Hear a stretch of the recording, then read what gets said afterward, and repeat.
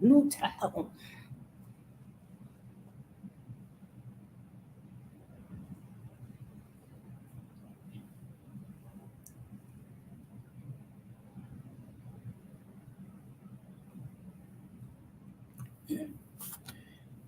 don't hear it.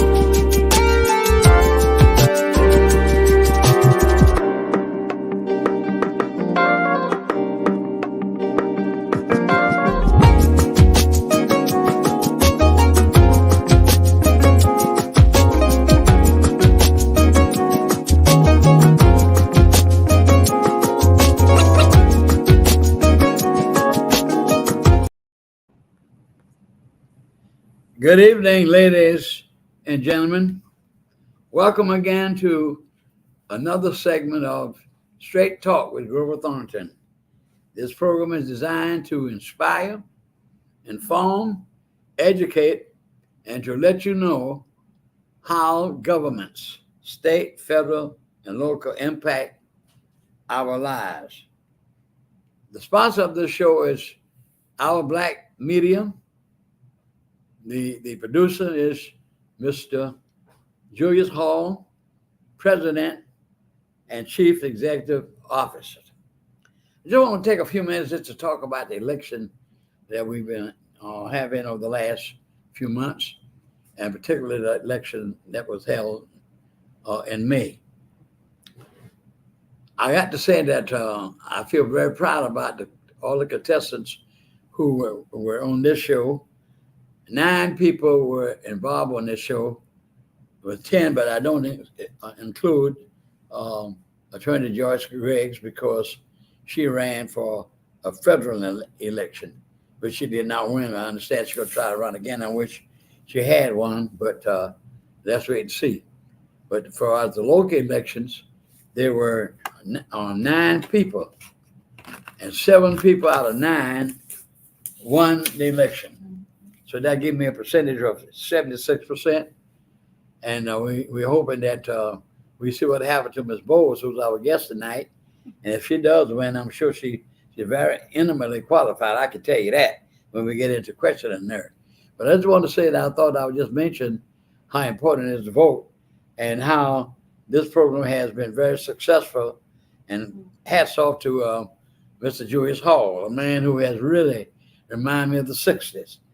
Doing things that inspire and uplift Black people in our community. I'm a little disenchanted when I think about our local state people representatives and things that happen, like this Senate Bill 208. I felt that if I were in the Senate, what I would do, I would have my district, I would have a meeting to explain that terrible bill, Senate Bill 208. I think that's part of that bill is if somebody give you water, I don't know who goes to jail, the person who's giving me the water or the person accepting the water. But if a meeting was held to explain the bill to your constituents, then you will know about the bill. I don't know what other measures are in that bill that affect us as African Americans. We know what it is doing is to disqualify Black people from voting. That's the premise. That's their number one premise, is to deny us the opportunity to cast a ballot, because after that Supreme Court decision, one man, one ballot, a vote, and that's very important to us. And they're doing everything to disenchant us from voting. And we must vote. We must not pay attention to that. If we have to stand all day long. Like one lady said in a place they were showing one night about voting. She said, if I have to stand till the next morning, I'm going to stand and vote. People lost their lives for the right to cast a ballot. And the 15th Amendment to the Constitution in 1870 gave us the right to vote. And I never could understand how the federal government sat down for years and years and years and years and years and years and never pushed for us to get the right to vote. I remember doing they really used to have the conventions and not talk about black folk at all. See, y'all don't know these things. I'm going on 91 years old, and I've been involved in this type of business, reading and knowing what's been going on since I was 18 years old. That's a long time. And people don't know that Herbert Humphrey, who ran for president against Nixon, lost, but he was the one that first, in the 50s or early 60s, pushed for a plank on the Democratic Party platform to include civil rights. Oh, wow. Y'all don't know that. No. Plenty of things y'all don't know. Then I will be talking again about our coming into this country in 1619. I talked about it some last year. And the more we hear about it, the more we need to tell our young people that it has not always been good. So without any other talking right at the moment, I'm going to talk to our guest tonight. I'm pleased to have on the show Mrs. Laureen Boles. That's right. Thank you for having me. I'm happy to have you on the show, Ms. Boles. You came to my office the other day, and you and I communicated for a while. And I'm going to tell you very truthfully, I'm a straightforward person now. Okay. I tell it like it is. Okay. I tell it exactly like it is. A shoe fits you, you got to put it on. That's all I can say. But I want to be truthful. Because I try to be a Christian person, and I'm an individual with compassion. But I like straight business. That's just me. Okay. My children will tell you that. Do I need to brace myself, Mr. Thornton? No, you don't need to brace yourself. Because Okay. I'm going to tell you this right here now. That you and I talked the other night, but I read over the information that you left me. But I want you to take an opportunity right now, and I'm going to chime in sooner or later, because I got to say that I was extremely, I don't know about your opponent. First, let me ask you this question. Did y'all have debates?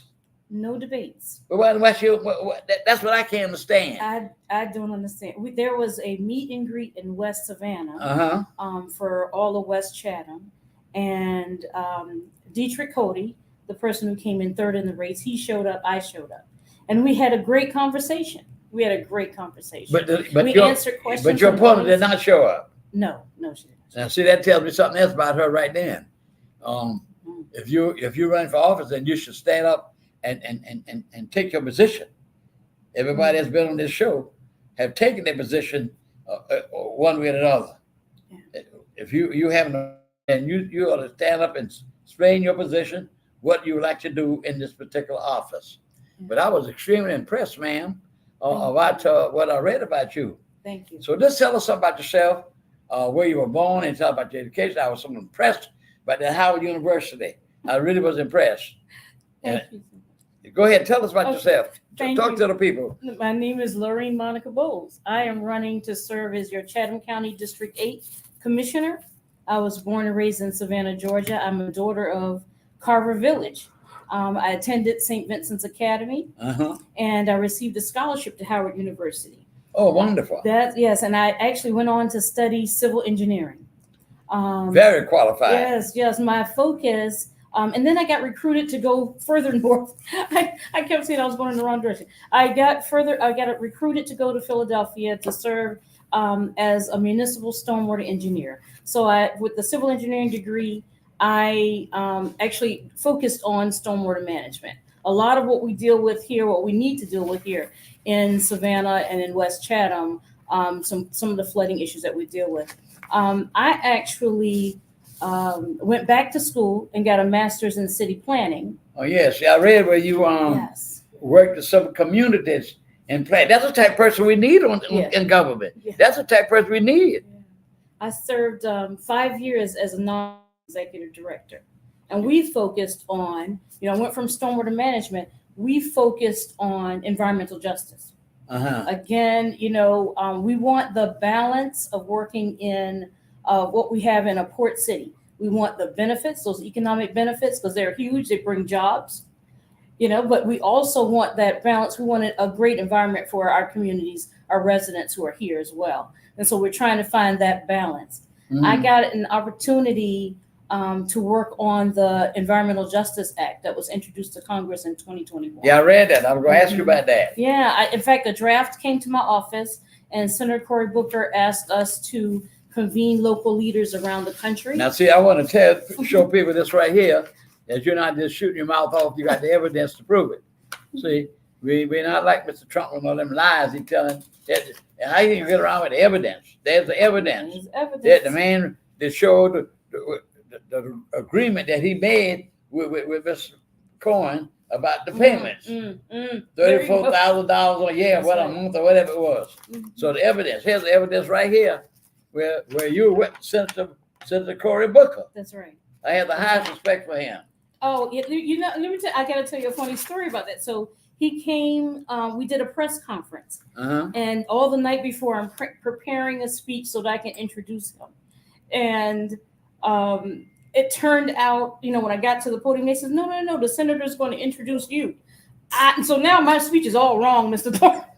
My speech is all wrong, but I was honored. I was really honored. Well, that's very good. You know what I mean? Yeah. He's a very powerful senator in Washington. He is. And very respected. That's right. And I was kind of hoping that he would run for the presidency, so it's never too late. Yeah. But and then I just as a normal everyday citizen, like you said, church going, God fearing. With my church ran a community development corporation, uh-huh. and we wrote a grant and raised $13 million to build 75 units of affordable housing. And where was that? Right next to our church. So let me tell you what happened. So in here in Savannah? In Philadelphia. Oh, We did in Philadelphia. Philadelphia. And that's why I wanted to say that, I've been working for a long time. Well, right? And that's a really good idea. And also you serve on the Metropolitan Planning Commission. I'm on the Metro. Well, I mean, ladies and gentlemen, that's the kind of person you need right in the office. Yeah. Not some hand-picked person who doesn't know anything. And it can be difficult sometimes, right? So course. People come in and they're arguing their points, and sometimes they're for the development, sometimes they're not. And you have to make a decision based on an area of expertise, what you know about and what your background has taught you. And I see, here's the ladies and gentlemen, show you right here. There she is with the late John John Lewis. I had an opportunity to meet him. I met him. John Lewis, there he is. So really, you've been around some heavy hitters, senators, and they're trying to pass right now. They're trying to pass the John L. Lewis voting bill. That's right. That's why it's important that black folk got to get out here and vote, because if we lose that Senate and that House, the mega extreme Republicans, you know what they're going to be doing. That's right. I'll tell you, I was in DC. Canvassing for environmental justice. All right, we're going to take just a little minute break right here. We'll be right back. All right. Wonderful. I'm doing good. Mm-hmm. Have you ever experienced a Juneteenth event? Come out to Port Wentworth and celebrate our second annual Juneteenth Festival. Friday, June 21st from 5 p.m. until 9 p.m. Come enjoy our music, our food, our heritage, our culture, and our history. It will be plenty of fun for everyone. Juneteenth is American history. It's a day that we celebrate and remember. It's a day that we look back, but more importantly, a day that we look forward. Join us this June.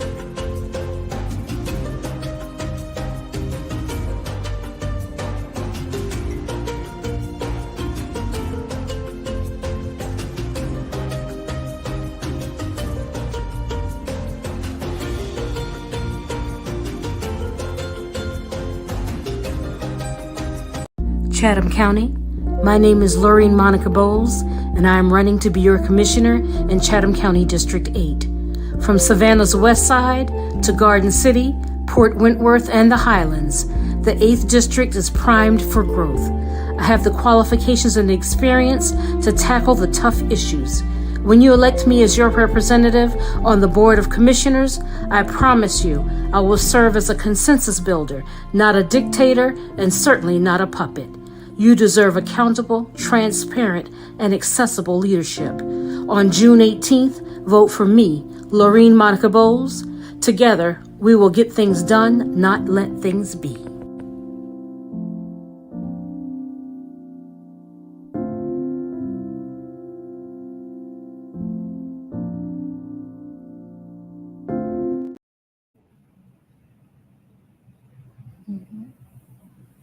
She's having a minute when you come back on, see. All right, we're back on again. Like I said, we have Mrs. Boles, Laureen Boles, running for the 8th District. And in my judgment, a very qualified person for that position. And experience as a person that's been involved in planning for the whole communities. If you have that expertise, that's the type of person we need in government. And then you didn't have any debates, so you could find out what your opponent, what she stands for, what she wants to do. You get a bunch of people, we're endorsing her. What she stands for. I remember one time when I was on the 5 years experience with Mr. Late Chester Dunham, and the lady for the school would never come on the show. We invited her, but she would go all the places, but she would never come on the show. Okay. So I say to her, you need to come on the show, let people know what your position is. Right. If you run for an office, be able to stand up for what you believe in. Absolutely. It's your program. Absolutely. Why would you shun away from debating? That's right. That's right. If you are asking to speak for other people, you should at Exactly. least be able to speak for yourself. Exactly. Right? So, Now, when during the break, when they're running the advertisement there, I saw where you mentioned and asking for people to vote for you about transparency. that's right. That's very essential. Yes. Now, what's your view on that? Oh, absolutely. Because I shouldn't be in a position, one, where I'm not representing my people. So they need to know where I stand. And most importantly, I need to know what they desire. Right? Exactly. That's right. And they need to know that I am supporting them. That's good. See, the reason why I say that, ask that question, was a very good question to ask, because when I saw your advertisement there that you believe in the transparency, I got this in the mail yesterday, and I was shocked. I plan to respond to this about this Tabbers Bridge. Here it is right here. I'm not the only one in Savannah got this on the show. A bridge too far, and what it's talking about, which I think is not a bad idea, but enlarging the bridge higher and higher and higher, so for the big ships to come into the port. Right. But the people ought to know. That's right. Now here's what they say right here. For more than 6 decades, that's 60 years, That's right. the Tabbers Bridge has divided Savannah historic communities. To make matters worse, the Savannah Bridge project is moving full steam ahead without adequate public input.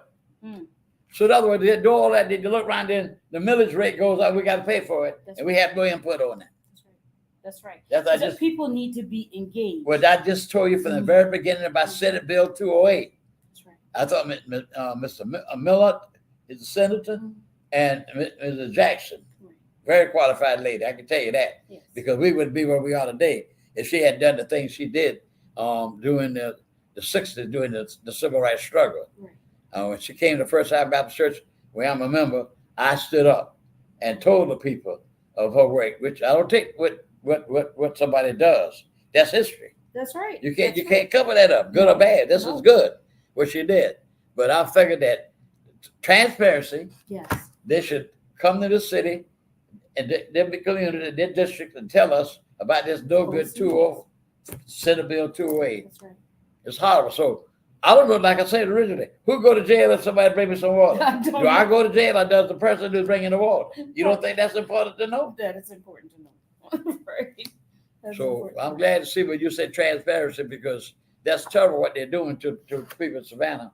they're doing these things undercover, and only certain people know. Mm. And when you look around, bam, Mhm. the millage rate goes up, and you got to pay more taxes, That's right. and you got no input. That wrong? That's ridiculous. Yeah. It's not right. It's wrong, unethical, in my judgment. Mhm. So, Ms. Boles, another thing I was reading, when you went to Howard, you got a scholarship to go to Howard. Yes, I do. And where did you go to high school? No, right? St. Vincent. Oh, St. Vincent. You just say, I Yes, apologize. St. Vincent. That was Catholic school. That's right. Okay. Yeah, that school was very prominent at one time. I don't know what it is today. I think so. It's still really You good. know, for women who lead. It's- Women who lead. That's our motto. Okay, but I know women who lead. I know it was very, very influential during the 60s. I can tell you that. Yes. And you had all this contact with these powerful people, Mr. Lewis and Mr. Cory Booker. Yes. And I read where you had all these experiences doing community work and planning. Yes. Yes. So what's on the table at the Metropolitan Planning Commission? Oh, so much, much. And, you know, we encourage people to make sure that they come down and voice their opinions. If you can't physically be there, send a letter. It's very important to send a letter. We'll ask those who are sitting on the MPC, will ask, you know, when a developer gets up to speak, we will then ask, was there a community meeting? And we don't like it if there wasn't a community meeting because you didn't allow people to give their input on your project. And if there was, well, that's the same thing we talk right now. Transparency. That's and right. People That's having input on they That's got to pay right. for this. That's right. Yeah, I had to pay before the MC, the Metropolitan Commission once, for Okay. because we wanted to put up a directory on the outside of the building, Yes. and they were very receptive to me when I came in. Okay. Very nice, very nice. Yes. And when I got through explaining to them, because all the parts of the church had aluminum door frames, Okay. and so therefore this directory was going to be in the same manner. Okay. But after that, it's over. We got to prove that because you have this type of things around. Mhm. All that's been changed Yes. Yeah. so far. Absolutely. Well, I'm so proud of you. The things that you have done. Thank you. Thank you. I appreciate that. So what was the storm? Just explain the stormwater thing again. Okay. So You, my first job out of college, the federal government announced there was going to be a Stormwater Management Act. It came out of the Clean Water Act. So they asked for cities to develop plans to manage stormwater. And they wanted the large cities to go first. And then they finally got down to smaller cities because it was not a funded mandate from the government. So the cities would have to pay for the program themselves. Some people enacted ordinances and charged people a stormwater fee. Cities, they didn't do that. And people, you know, of course, people were already feeling overburdened in some cases, did not want to pay for this. So I actually wrote the ordinance for our city, the city I was in, and went down to DC and testified before the Environmental Protection Agency about what should be included in stormwater management and what should not. Tell us, what is, you know, I know about electrical engineer and other phases of engineering, but what basically does the civil engineer do? Civil engineer usually, a lot of the work is in cities. So we talk about those who are in construction and they might build bridges. I was in water, so we can do wastewater treatment plant. We can address flooding issues. There are people who, all different types of engineering. You'd be surprised, right? I remember that there were some of the major corporations, food corporations, were coming to Howard to look for engineers who deal with food, right? So it could be a lot of different things, And I chose stormwater management. The other option was transportation. I thought about doing transportation for a while. I was interested in that. And I eventually did get into it, but not as a major source of what I was doing. I got into it in planning. So I contributed to the, it's called Mega Regions, the plan for America 2050. So we were talking about the infrastructure, transportation needs for growing cities. And here I am, right? Here we are in a city that's in a county that's growing tremendously, and we need to address. Well, to me, you're a great asset to Metropolitan Planning Commission. Thank you. You have all this experience in planning, and that's where it's to build a city. The infrastructure. That's very important. I see right now we're having a lot of accidents with these bridges. I saw that. Yes, I saw that. Yeah. So you're a very important lady for the city. Thank you. Thank you. Now, let me ask you this. When one goes to the Metropolitan Planning Commission, how long usually does it take? Do y'all have the follow-up meetings, and does the she on the committee, Metropolitan Planning Commission already. The people that own the committee, Metropolitan Planning Committee, Yes. do they meet with you with the people when they ask for a meeting, or do they go to, or they have to come to them now? You have to come to the MPC. They want to make sure that transparency, right? Yeah. So there are no side meetings between one commissioner and a community. Yeah. Yes, they want to make sure that it's all transparent. You can write a letter to us, and a lot of people do. They will write a letter so that we can all read it before and especially those who can't attend. At least we know what the people want when we make the decision. We know what the people want. So we will meet beforehand with the staff, and they will explain to us what we're going to see today. And then we have the meeting with the developer in the community. And then Do we have any big projects going on now in Chatham County? there's some in the Highlands that are coming forward. There's a little development on the Geechee Road, and then we often talk about warehousing, right? And a lot of times developers will come in for warehousing, and a lot of community members will come out and voice their opinions against it. And so then you have to make a decision about, what's best for the community, and try to make a decision. And sometimes, you can be outvoted, right? Yeah. So, the reason why I asked that question, because I doing a campaign when what's the senator name from Vermont, Sanders. yes, And when he was at campaigning, he was campaigning in New York, yes, and he was saying how these industries flood these areas of Bernard, where Bernard just lived, to have all this excess waste that has to affect the communities. that does happen. In fact, that's what when Senator Booker sent the language for the draft Environmental Justice Act, it included a lot of air quality issues. Yeah. I added language about water, stormwater, because that's my area of expertise. And then I also added language. I spoke to some leaders in North Carolina. They were in North Carolina who are concerned about. You want to just pick it up? Yeah.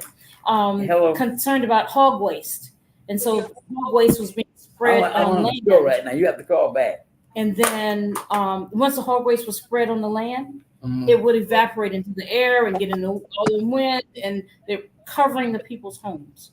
So we included all of that language in the Environmental Justice Act. So it wasn't just air. I added language about water. I added language about. But look at all that stuff going on with Camp June right now. Exactly. Companies are putting all this waste, and the thing about it, all the Republicans are raising their hand and fighting the projects that want to get clean water. Clean water, a basic right. Yes. I think it's a basic right. Well, look what happened in Jackson, Mississippi. I wonder has that been cleared up yet? No. They were not giving money, and black folk is always in the black community. Well, we have time for another little break for a moment. I'm hoping that you are enjoying the show and getting the information that is very essential for us as a community. We'll be right back.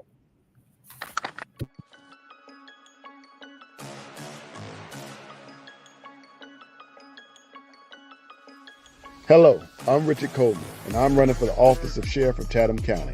And when I'm elected, I promise to inspect what I expect. Chatham County, it's time for a change, and that change is me, Richard Coleman.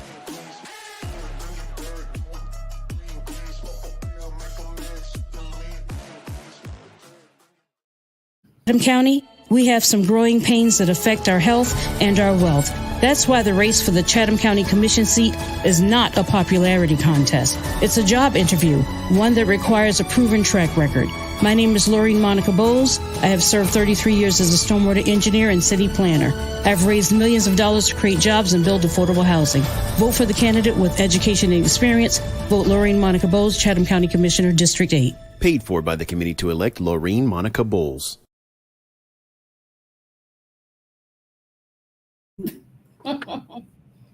Okay, we're back, ladies and gentlemen. We're wrapping up this little meeting with Mrs. Boles. And Boles, just tell us very quickly some of the people that are supporting you in this endeavor.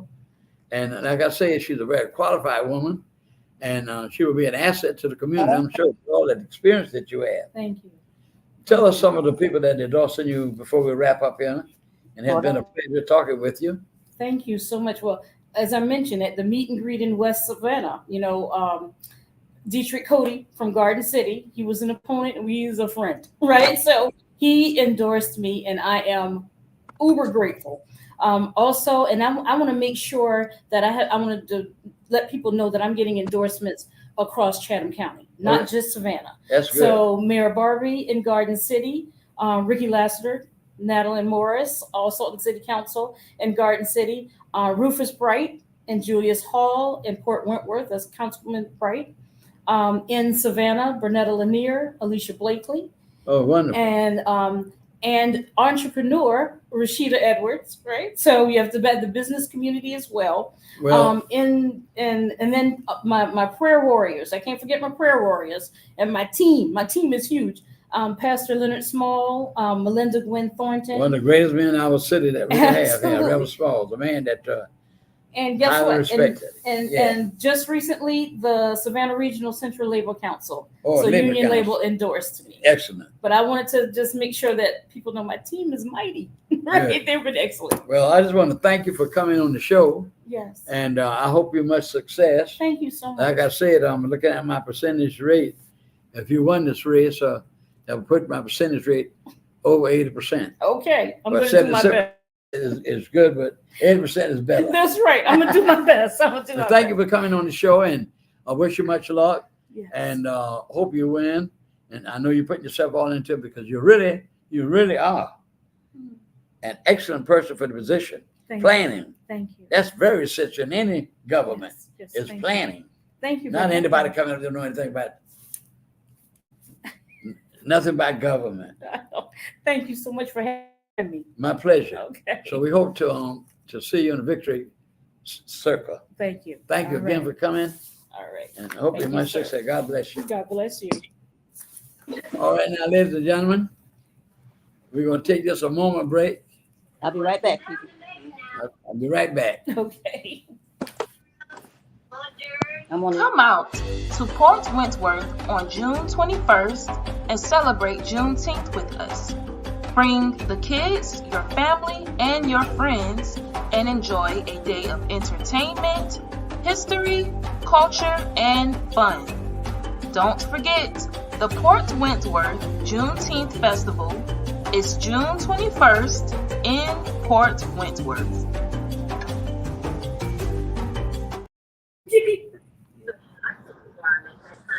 Right? Ready? All right, we're back. My next today will be Mrs. Pat Gunn, a known leader in the community. She has a touring company. She has been featured in national magazines about her tour, and she's going to brief us and give us an update. You remember, she is very instrumental in getting that statue moved and put as Miss King, Susan King Taylor, on that square named after her. And so we're going to have her. She's going to give us an update on the weeping time. You remember, she told us about the weather in Savannah. It was the last slave market in the country. It was right off of West Savannah, right off Augusta Avenue over there. And there were some problems about getting the land to put a memorial for that occasion. And it was something about the land with the Salvation Army buying it. It's a bit of controversy. However, they've been working with the governor about this situation, and I think she has some good news to brief us today on what has taken place. Welcome to the show, Ms. Gunn. Nice to see you again. Thank you, Mr. Thornton. I'm always glad to be on your show. Good evening, everybody. Well, tell us about this good news. When you called me and was telling me about the government has signed some type of documentation, and just brief us on what has transpired. Well, you know, we have another victory. We have an official Weeping Time Cultural Heritage Authority, and it was passed this past session, less than a month ago. The session ended, and you have 40 days after the session when a bill passed, the governor can veto it. And so we counted out the days, we prayed. Everybody from the Weeping Time Coalition to folks who have a heart for this work prayed and did their lobbying, and the governor did not veto it, so it becomes an official authority. So June 10th, coming up, will be the official day the authority is set in place. What does that mean for the Weeping Time in West Savannah? The Weeping Time was a bill that came out of a concept where we talked to State Representative Gilliard and said, we think that we should use the model of the Gullah Geechee Federal Corridor, which is a 4-state corridor in Georgia. I have to say their names. Dr. Jamal Toure, myself, 2 other people from South Carolina and 1 from Florida lobbied Representative Jim Clyburn to get the federal corridor with the guidance of the National Park Director, Michael Allen. You guys stay with me. We got that federal corridor passed, and 4 states deep has a federal protection, 2.5 million people. We had to put together a business management plan, and once we got the plan done, each state received $1 million each. So that model was shared with State Representative Gilliard, and he said we should put that together for Chatham County, where the actual sale happened. Now, I know we have other counties like Liberty County and McIntosh, but that site over there is sacred to Chatham County and West Savannah. So it is specifically set up for Chatham County. We will have 5 commissioners who represent the authority, as well as an executive director. And so the structure is there. The victory is won. We have an authority that will now be in the governor's budget. How much money? We don't know the exact number, but I can tell you the authorities that the state manages are millions of dollars. And we also have a commitment for the county, Chatham County, to help. So Chatham County Chairman Chester Ellis was one of our biggest allies. We called him up and we told him about this bill. And we said, we want to buy some property where the sale was held, and there's a private property over there. Yes, I know about across the street with Bartow and the public housing and the Salvation Army. We are talking about the property across the street, which is where the sale happened. All of it has to do with the sale, but we want to have some money so we can go and negotiate. So now Chatham County Chairman Chester Ellis has agreed to match whatever the state has. And so we have an authority, and the state will decide how much money.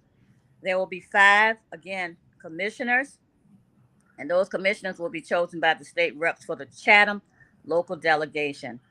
In honor of the coalition, Pastor Larry Gordon and Dr. Leonard Smalls and all the members of the coalition, as well as others that had their own organizations, I say this is a victory for all of them, all of us, because this is the very first authority that the state of Georgia has ever given to an African American community. And so this is something to celebrate. Right now, the plans are to do all the homework and have a big celebration. We're waiting now for approval. We hope and pray from Brock Elementary School to have the event there to kind of have the coalition to host a party with a purpose. So once we can get approval, the Weeping Time Coalition is in the driver's seat, and they're going to have a party with a purpose. And so we're just honored that we could do this. The lobbying, Mr. Thornton, the legislative lobbying that went on was amazing. Everything that we asked the community to do, they did. When we said go, they went. When we said be silent, they were. So once the bill was passed, we did not want them to agitate the governor. And the governor didn't want to agitate his constituents, so we hushed, as they said. And on that 40th day at midnight, we got approval because the governor did not veto. He quietly let that bill go through. And I'm telling you, do your homework. We've never had this kind of authority. And so now we can have an opportunity to build a memorial in West Savannah where the authority runs it. And guess what? Even if the Bradley Company doesn't want to sell their land, this authority is calling for the creation of a memorial for the Weeping Time in Chatham County, specifically in West Savannah. So I am so excited for the work that's been done with the coalition and others. And so my organization is the Center for Jubilee. All we did was basically help push the can down the road. But I am also the legislative coordinator for Representative Gilliard for District 162. So my job was to help him to get this bill done. And that's what we did. And it is a local bill. What does that mean, y'all? That means that we have found a methodology, Lord have mercy, to get local bills passed and not have to go through the entire state and Senate. So this was done by 5 legislators from Chatham County, 3 Republican and 2 Republican and 3 Democrats. So I just want to say shout out to State Representative Gilliard, Representative Ann Westbrook, and Representative Derek Mallow on the Democratic side, and Ron Stevens and Jesse Peachtree on the Republican side. And Jesse Peachtree really should be commended because he also came up with a resolution asking for the money and asking for the money in millions. So I think it was amazing. And what they said is it's the right thing to do. So I am so honored to have been a part of this. And so we're just waiting for the approval so we can get going and planning this authority. It will take time, but guess what? We have an authority now, and that authority goes into the state budget. What an amazing victory this has been. Well, that is marvelous to hear, Ms. Gunn. You were very influential in getting that statue off of that property where African-American slaves are buried. Yes, sir. Calhoun, when I read in the book, saw where he said slavery is not an evil, it's a positive thing. You hear what I say? Yeah. He said it's a positive good for Negroes. That's the terminology he was using. But I can't believe it. I don't know whether this will have to be off of you because you took the leadership, and now you have taken the leadership on Weeping Time. You've taken the leadership. You took the leadership, I should say, on the square. So Savannah ought to be very grateful to you and proud of you. And this is a heritage that Black children. See what we got to do. We got to think of not ourselves right now. See, when I think how far we've come, yes, sir, as a Negro race from 52 up until now, and when you look back in the history, what I'll be telling beginning next month after all this election business, how the Republican Party, Lincoln gave us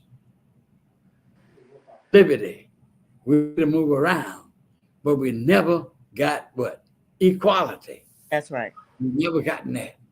And to get this statue, I hope one day of the Miss Susan King, I was reading about her the other day in a book I was reading about her.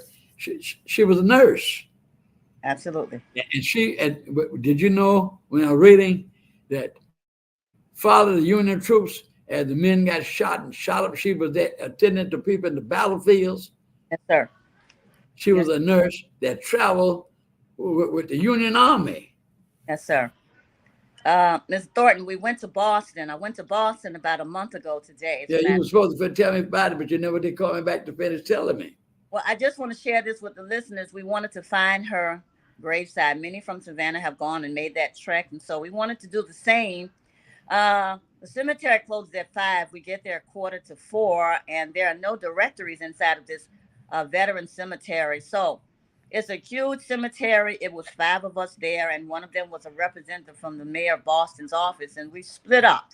We found her gravesite 4:45 before the gates closed, and we laid flowers and we paid homage. Hold them up.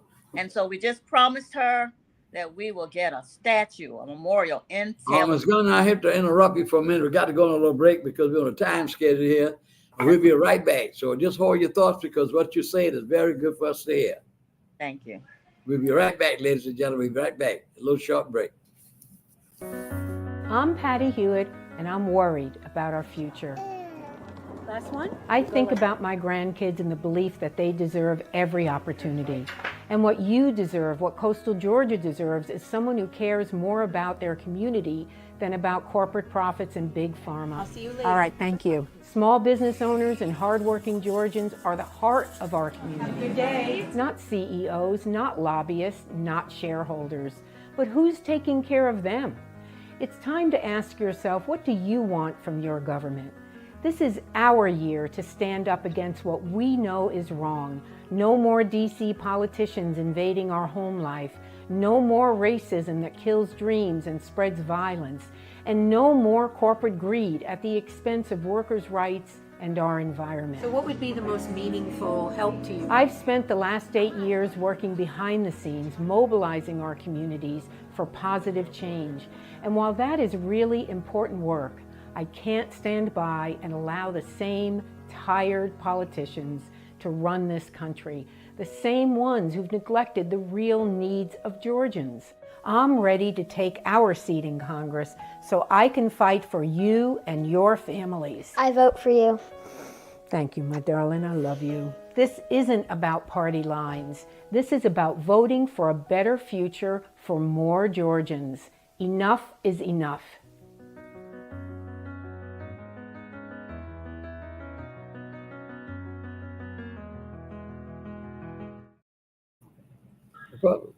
All right, ladies and gentlemen, we're back. Thank you, Ms. Gunn. Again, we're continuing on this very important venture that you gave yourself into. You really worked for many years, particularly with that statue. I know from the beginning when you first started, and that Jubilee organization. And I want everybody to know it's not only a Black organization; it's an integrated organization that she has. And I'm grateful for the honor that you all give me once at the luncheon. I would appreciate it. My grandchildren in the future, great grands, I'll be dead and gone, but they can see I did make some contributions and things are better because I was here. Yeah. And if you were here during the 60s, my God, the thing that we had to do as a people. Absolutely. I will be talking about a lot of that during the series of lecturing about Black history. Yes. People don't know what happened in 1896. They don't know what happened in the election of 1876, 1877, when the Republican Party turned on Black folk. They took us out the woods and left us. They were tired. They were worried about money. So the Republicans dealt with the Southern Democrats. And one of the worst things they did when they pulled the troops out the South. Mm-hmm. That's when the Ku Klux Klan got started. That's when Black folk, they were senators, representatives, all in the Congress, and governors and all in the South, because Black folk could vote. Absolutely. And after that, they find out that we would get power and everything began to turn against us. So when you think about the contribution that you've done and made, Savannah and Chatham County will be extremely proud. I know I am, because that was a hard job and hard work. And people don't know that you've been featured in some of the leading magazines in the nation. And like I said, you get angry with me because because it makes me angry. Like I said, this is straight talk, and I tell it like it is. And I get really angry when every time they have that Negro Black Festival, they never recognize you here in Savannah, Chatham County, when you're known all over the country. Well, Mr. Thornton, it's okay. I know what you always say. I'm not worried about that. That's not the point to me. We need to recognize our own. I always share with you. What did I say? I said they said the same thing about Jesus. What good can come out of Nazareth? It's just Jesus. So that's what they say. That Jesus, nothing good come out of Nazareth. And the best thing ever lived came out of Nazareth. But Yes. the fact of the matter is, the scripture also give honor to whom honor is due. Yeah. Well, it's a collective work. I want people to know you can never go alone. I do appreciate God using me as a vessel. But in this work, you need a lot of people on your side to do the work. And so I'm so proud of everybody from the Taylor Square Coalition to the rename. Yes. And long after you're dead. It's a collective work, and everybody should be proud of the work to say that it's the people's square, it's the people's weeping time area. We should declare both of those places as sacred places and spaces where our That's what I'm talking about. Where black folk, sacred places now. Where black folk gave all of their had, their last devotion. Yes. 200, like Lincoln said, 250 years of unequated toil. Yes. 250 years, ladies and gentlemen, that's 2 centuries and a half. Absolutely. Working for nothing. Yes. And then, of course, when I look around as a metaphor, when God, and I read my scripture this morning, where he said, God said, the earth is mine, and I'm the one that brought you out of bondage. And that's what he did for black people and we as a race. I'm going to get on that one day, as we as a race. Some people are not going to like what we say, but I don't care. Because we got to save these black kids here. We're losing our black kids. Devices, drugs. They don't raise the children that know about God, about Christ. They don't go to Sunday school. Hardly no churches got no Sunday schools no more. Yeah. Yes, I can tell the truth about it. Yes, sir. I'm just going to be truthful. So the fact of the matter is, you got to give you the contribution, got to give you the credit. Because you took the leadership. Now, when I went to your meeting, this white gentleman congratulated me on the award you all had given me. And we were coming out of the building. He said, Mr. Thornton. I said, yes, sir. And he said, well, so glad. I know you're happy to get that award. I said, yes, I really appreciate them honoring me like this. He said, can I say something to you? I said, yes, sir, speak. He said, when are they going to move those Confederate statues out of the park? Why aren't our people, our leaders saying something about it? Now, I understood, is this so? That the money has already been appropriated to move the statue. Why hasn't it been done? Well, yes, shout out and kudos to Christopher Monroe. He was the person that got that done, where the city officials have already voted to move the Confederate statues, the soldiers out. The monument is going to stay, but they're moving those soldiers and transferring them somewhere. But what they're saying now is they have not found a quote unquote safe place for them.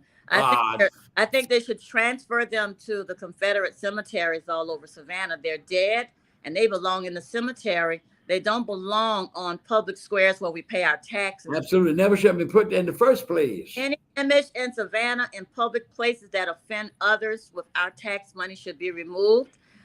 Folks ask us all the time, are you guys going to go after another square? No, we are using Taylor Square as the model. If you see something out of order, you want to change a square, a street name, a school, we have the format for that. And the methodology is we agitated the citizens that something is wrong. We educated leadership downtown. Yes, we did. And then we organized the people around it. So that 3-prong effect is what your generation did, Mr. Thornton, in the post-civil rights era and the civil rights era. So there's nothing new under the sun. Agitate folks, educate them, and then go get you some people and organize them and make leadership do right.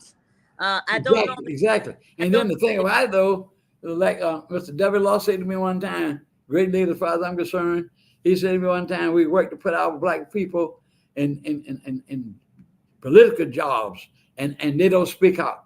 They don't speak out. And there's no excuse that those Confederate statues are still on that property. When I watched TV one night, the biggest statue in the South was in Richmond, Virginia, which was the capital of the Confederacy, and where Robert E. Lee lived. And they had a statue, gigantic. It took 2 or 3 cranes to take it down. Yes. You know why? Because the community, the political leaders, black and white, wanted that to take it down. It's not going to get down by itself. Well, you do know that we are in court. We had a challenge on April the 3rd. So someone has the city of Savannah in court to replace the square's name and return it to John C. Calhoun. Our organization, the Center for Jubilee, Susan King Taylor Center for Jubilee, went to court and asked to intervene, and the judge has accepted our intervening. So now it is the city of Savannah and the City Center for Jubilee challenging this African American man who says he is a descendant of John C. Calhoun, and he wants that name replaced to John C. Calhoun. Nobody want that man name back on there. Listen for the case. If the judge rules in our favor, which we pray he does every single day, we pray that. If he does rule in our favor, we think it will be precedent setting and it will give permission for other cities and towns throughout the state of Georgia to go after their monuments as well. So we're waiting and praying, but we hope that we can keep the name Taylor Square and not go back in time. So be on the watch. We'll keep you posted. The decision is coming out anytime now, but we were in court on April the 3rd. Someone has challenged us to replace it and return it to that name. So what does that mean? That means that you have to stay awake. You cannot go to sleep because you have to guard your freedom because someone's always trying to challenge your freedom. Don't go to sleep, y'all. Wake up, get to the polls. And I don't normally endorse people, but I just heard the interview you did with Miss Boles, and I think she is wonderful. And I'm going to officially say, Miss Boles, I'm going to vote for you. You are the one for that 8th district because of all the environmental problems that's going on the west side of Chatham County. I think you can help us. So she is awesome, and I'm going to endorse her right here, if I may. Thank you. So you have the right to do that. Well, yes. you have been such a great leader in the community. Your tours, a lot of folk don't know right behind City Hall is a place where they stored African-American slaves. Yes, sir. In that dungeon, you showed it to me. Yes. Unbelievable. Unbelievable. Yes, sir. The things that our children just don't know about these things. That's why I try to talk about history. And I read an article where this lady said grandparents will have to sit down with their children, take our children to the libraries, let them read about our people. Look what they're doing in Nazi Germany in the 30s. Yes. Great scholars, great Jewish scholars. You know what they did? They burned books. That's right. Bonfire with Jewish great books. And I thank God that Albert Einstein had said enough to leave. We never would have had the theory of relativity if he had stayed in Germany, because they murdered the Jews, the Holocaust. Yeah. So it's very good that a person like you, history, and we leave a monument, and they may not, like Dr. Gilbert said to me one time, he came to Savannah, started NAACP, and set 40 NAACP chapters all through the Georgia. That's during the 50s when they were hanging black people. Wow. 500 black people in Georgia. And a lot of folk don't know that I just had to mention this, that Mr. Law told us one time during the 60s. There was a man named Mr. and Mrs. Henry Moore. Yeah. That lived in Jacksonville, Florida. Sure, I know. And the Ku Klux Klan people, the racist people, slipped in their home. Yes. And put a time bomb under their bed. Sure did. And these people was out there meetings and whatever. When they came home and they went to bed, he and his wife went to bed. At a certain time late in the morning when they knew they were sleeping, they detonated the bomb and blew them up. Remember the case. Yes, sir. And that's a true case that happened. Yes, sir. All right. So we have to stay on our guard. We have to do the things that we have to do. Well, I wanted to say that we have one more minute to go. It's been a pleasure talking with you. And I need to get some more information on the series. Would you give me a call tonight? I'll be glad to. I appreciate you being on the show. And I hope American. Don't forget the June 20th lecture at the Second African Baptist Church, The Making of Taylor Square. It's a free event. Everyone is welcome.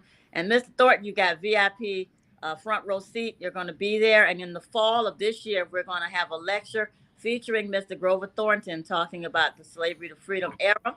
So we look forward to you doing the next lecture. So thank you so much. Well, thank you so much for being on the show. And I hope that people in Savannah, Chatham County appreciates you. And we need to spread the word and use you. And like I said, you don't say, oh, but I do get angry every time in that festival and we don't use what in our old community. Well, God bless you for what you're doing, and your name will live forever for the things that you've done.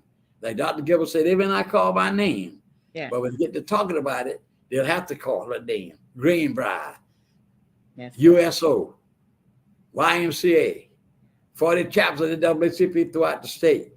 The first black police officers in the South, All of that was by his hand. Legacy. And he's always been my idol. Yes. Not to worship, I worship Christ and God, but I always wanted to be a man like him, to take a stand. Because one thing he said to me one time, Grover, when you take a stand and speak out, Yes. people respect you. About that. With that, I want to say thank you very much for listening, and hope of God's will, I'll have another show next month. God's will. Thank you all very much for listening. Good And have a night. good night. Good night. Okay.